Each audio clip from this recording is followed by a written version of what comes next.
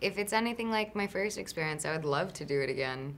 I also, I think, the world that we've established in this first film is because instead of it just being Godzilla, because we introduce other monsters, I think we have created a world where monsters exist, and so we have opened up that box, and now I think anything can come out of it, and so I would like it to be another monster. I think, and also it might be fun if, then everyone got involved to try and find him and destroy him, but then he was a hero, and, you have that story too, because you do care about Godzilla in this movie.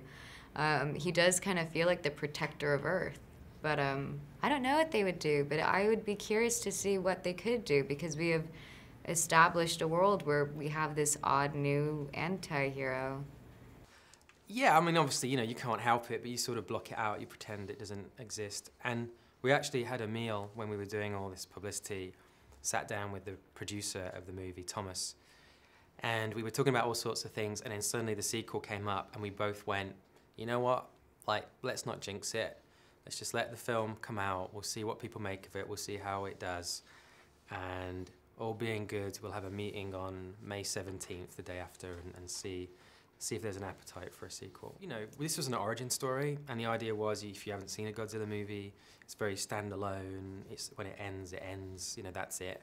But I find two areas of time in something fantastical like this fascinating. The first is the day the world changes, like the day the world learns about these creatures, which is what happens in our movie.